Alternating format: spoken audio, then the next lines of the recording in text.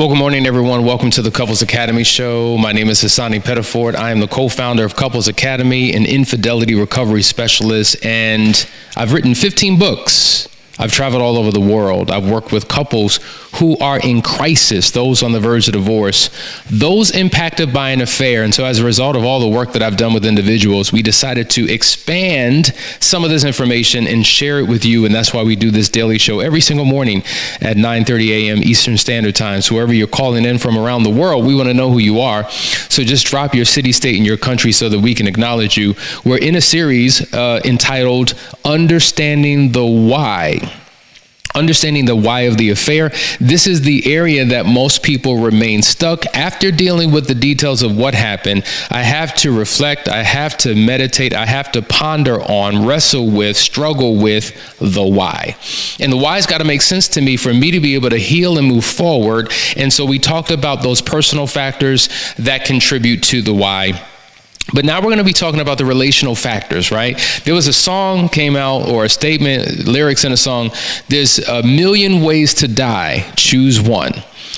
And so there's many ways that the actual physical body can experience death. Likewise, there are a million ways for a relationship to die.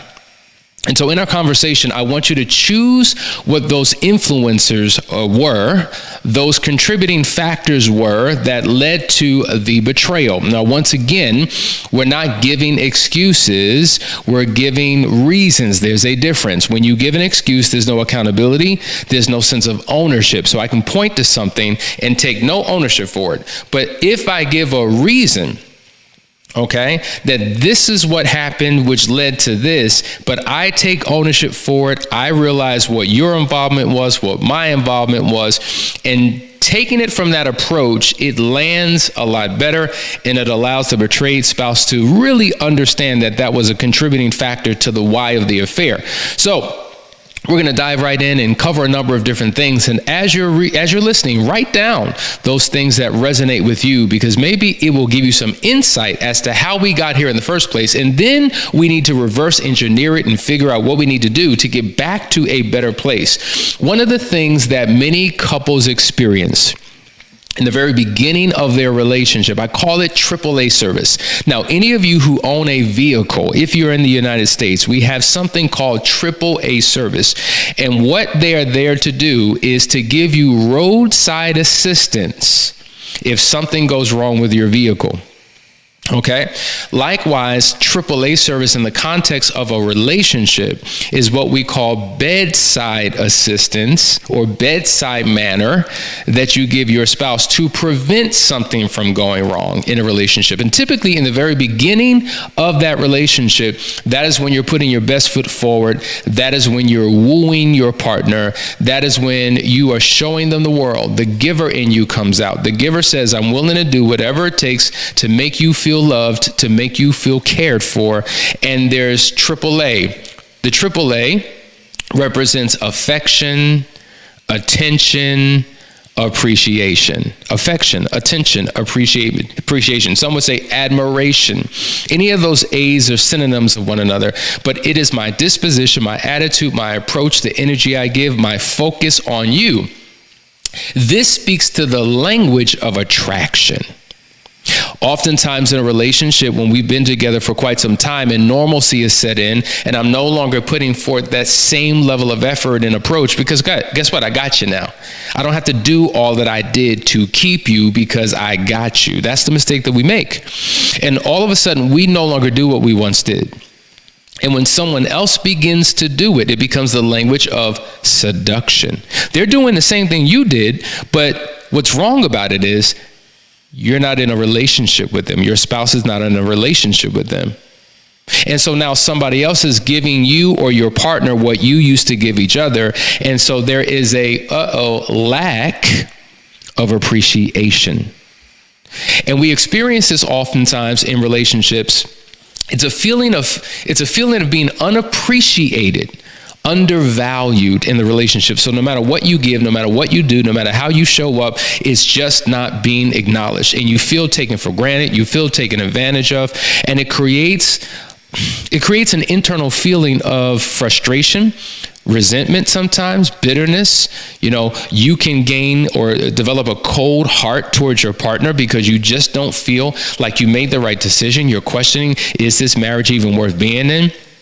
I deserve to be happy. I deserve to be fulfilled. And sometimes because of that relational dynamic and not knowing how to navigate through that, you begin to drift off and get that appreciation from other people. Because guess what? On my job, they always celebrate me. They always compliment me. They appreciate me. I feel so valued.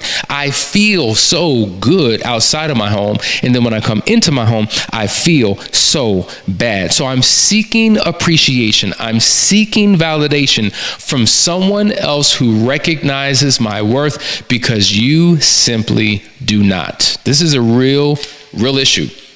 And so we say this all the time. If you think it and if you feel it, articulate it. Because for you to think that your spouse is awesome and amazing and beautiful and handsome and is a good provider and a good nurturer and a good this and that and the other, but you don't articulate it, how would they know? Because you said it 3 months ago? Because you said it a year ago? You think that's enough? No, there's got to be a constant feeding, a constant pouring out. Think about a garden. How often do you water the garden? It requires nutrients, it requires water, it requires sustenance in order for it to properly grow and develop. And to produce a harvest, crops of fruits and vegetables and all of the goodness that it has to offer.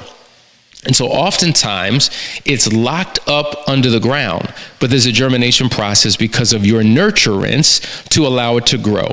Likewise, your relationship will grow when you pour into it, when you feed it, when you nurture it, when you water it, and that is your responsibility. And your ability to articulate and to show appreciation and to use kind words and to affirm and to edify and to speak life into, those are the things that are required for you in order for your spouse to be appreciated. And if they do not, these are the challenges that can often take place. Let's go to the next one because it really touches this. Unmet emotional needs. See, you have to understand that in this life, there's food, water, clothing, shelter, right? Those are survival needs. We need these things to survive. Likewise, in a relationship, there are certain needs that your spouse has. There are certain needs that you have. And they need to be met in order for the relationship to survive. And oftentimes, a partner used to meet these needs and they no longer give that affection. They no longer distribute any type of companionship or empathy or compassion. They're not meeting those needs. And oftentimes, we look for the fulfillment of those needs in other people. This is how emotional affairs happen. You see how the drive isn't sex. The drive isn't, I was so sexually drawn and attracted to this person that I couldn't contain myself and we became sexual in this relationship. And now there's all these questions of comparison that your spouse has with this other person. Well, was he or she better and how did they perform? It's not about the sex. The sex is an outward demonstration of a closeness that two people have established because there were other needs not being met. It's unfortunate that most of these relationships become sexual, but sexuality, sexual expression, oftentimes is a physical demonstration and form of communication for one's feelings for the other person. I feel safe with you. It's not always love because you can be emotionally connected to someone. You can be in an emotional affair and not experience love. Love is one of countless emotions. I feel safe. I feel secure. I feel heard. I feel acknowledged. I feel validated. I feel desired. I feel attractive. And when I'm with you, these are the ways that I feel about myself when I'm with you. When I'm with my spouse, I don't feel this way. I've been longing for this feeling for a long time. I used to have this craving with my spouse that I no longer have. I used to have this desire, this intensity, this closeness, this intimacy with my spouse that I no longer have. I've been craving for it. I've been thirsting for it. I've been hungering for it, and I haven't gotten it.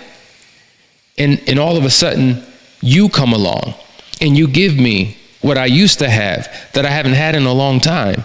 And my walls are down and I'm vulnerable and susceptible to making poor decisions.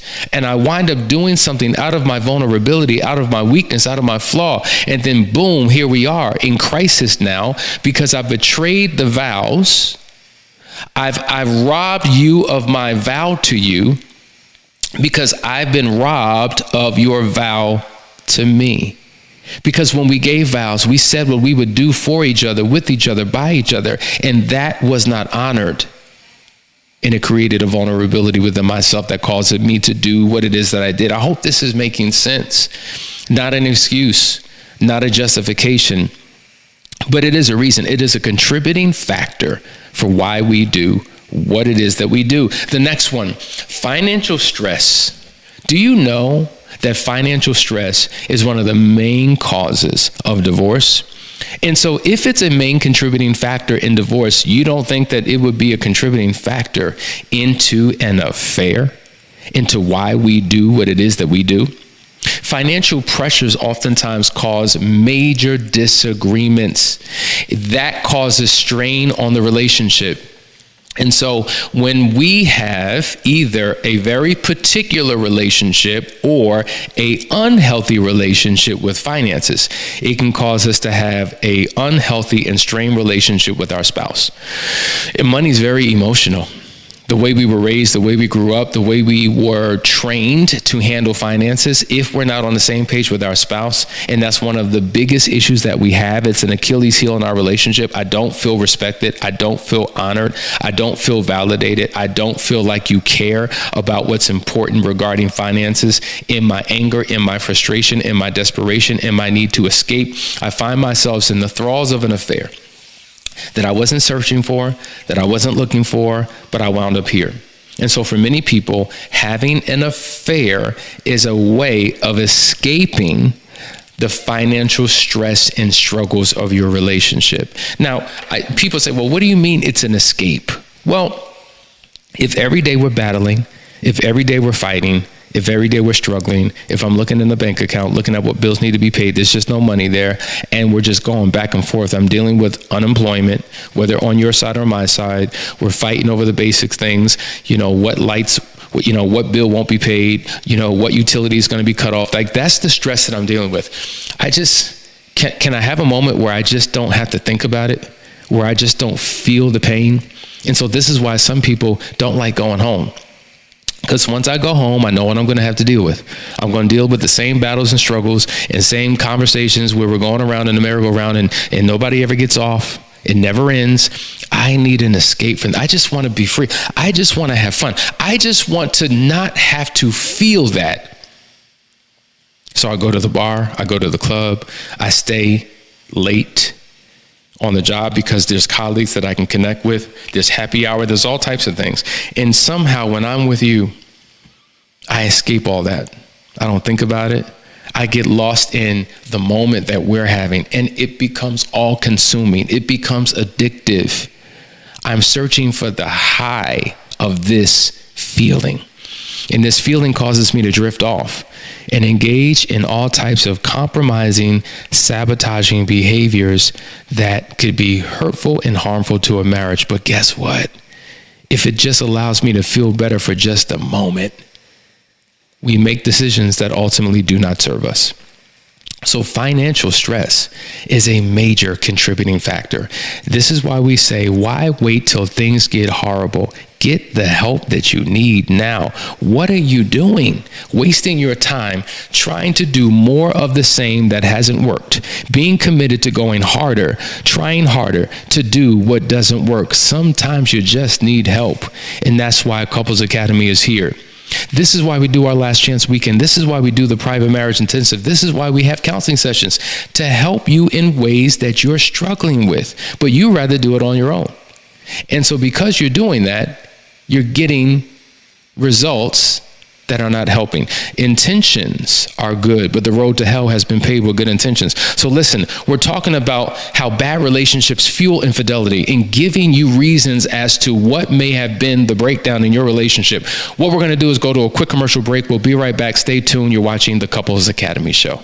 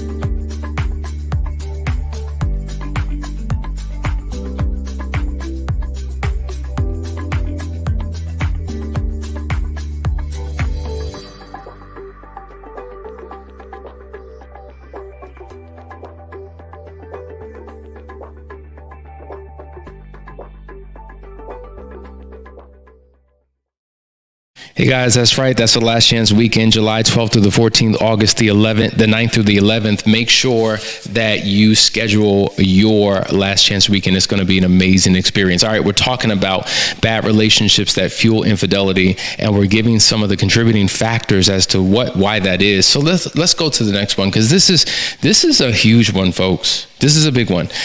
Differing levels of commitment. It's interesting. It's been said that whoever is the most emotionally involved in the relationship has the least power in it. It's been said that way.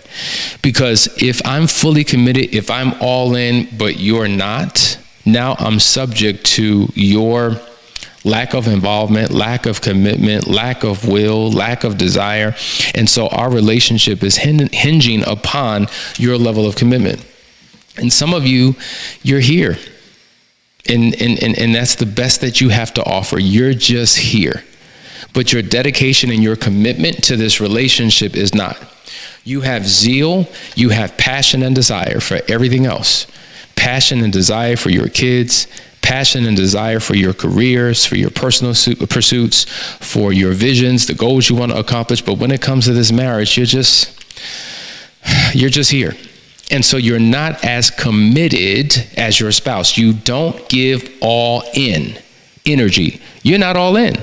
And so when things happen, it's just like you could take it or leave it. If it works out, it works out. If it doesn't, it doesn't.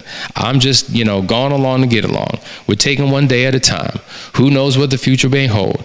I mean, if it gets better, I'll take it. But if it's not, then I guess it's not meant to be. You see that mentality? It's almost like an apathetic approach to the relationship. And so the reality is you're going to face hardships and trials and tribulations and struggles, and it takes a strong mindset, a strong will and determination to overcome what is inevitable. It's inevitable there are going to be challenges and misunderstandings. It's inevitable that there are going to be disappointments and setbacks. But if you don't have a strong mind to overcome those things and believe that you can get over and get on top of this and overcome it to get to a better place, you absolutely won't. And so there's got to be fire and desire in you. That same fire and desire that existed in the beginning of the relationship, that passion you have for your spouse, what happened to that flame? What happened to that light? It died. It's dim, and as a result of that, you show up in such a casual, cavalier way, and your spouse is looking for more and willing to give any and all, but it's not matched by you. And so when you have different levels of commitment, it can cause the relationship to drift. And infidelity comes from a lack of commitment. In fact, we talk about the 3 different types of commitment: red light commitment, yellow light commitment, green light commitment. Red light commitment says, stop, I'm not interested. I'm in a committed relationship. Thank you for the, approach, maybe in another lifetime, but in this lifetime, not going to happen. Red light commitment. Why? Because I'm committed to my spouse and my marriage. Now, yellow light commitment, if you're driving in traffic and you get to a yellow light, well, what do? Some of you slow down. Guess what? Some of you speed up because it's based upon factors. How fast am I going? How close am I to the light? What are my odds of getting through it to get to the next light? Where am I going? And so all of those things go into the decision of whether you slow down or whether you speed up. Likewise, with yellow light commitment, it can go either way, right?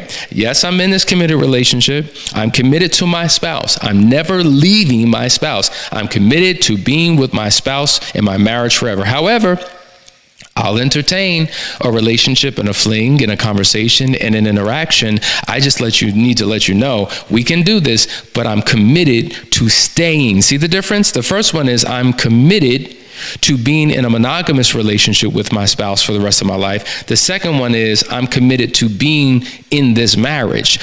And so that speaks to my level of commitment, but I'm uncommitted in terms of what I do with this body, what I do with this heart.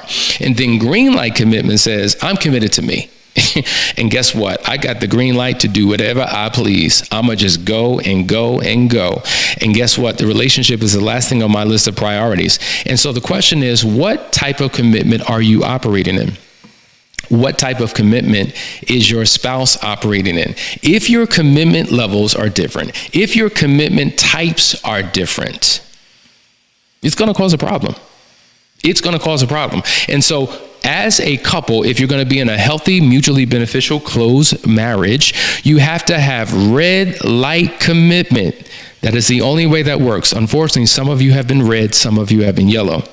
Some of you have been red, some of you have been green. Some of you have been yellow, some of you have been green. So have a conversation with your spouse and identify what type of commitment you were in and what type of commitment you would like to be in order for this thing to work. And so when you have uncommitted approaches to a relationship, it will lead to inconsistent behavior. Sometimes you're on, sometimes you're off. And one of the things that spouses are looking for is consistency.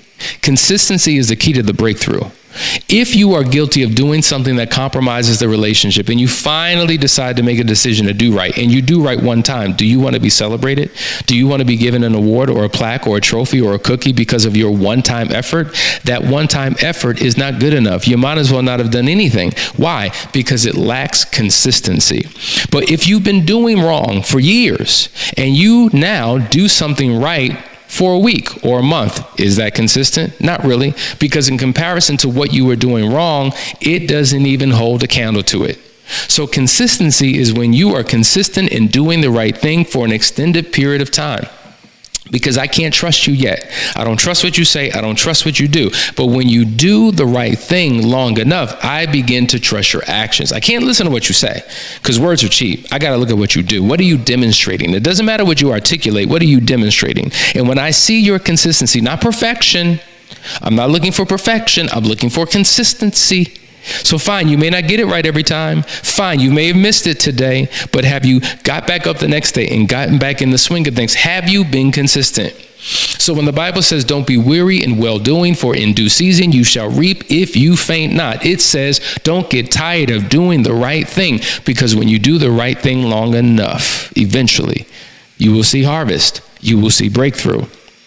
And so if you're trying to win back the trust of your spouse, the heart of your spouse, if you're trying to gain genuine forgiveness, your responsibility is to be consistent and constantly consistent and consistently constant, however you want to say that.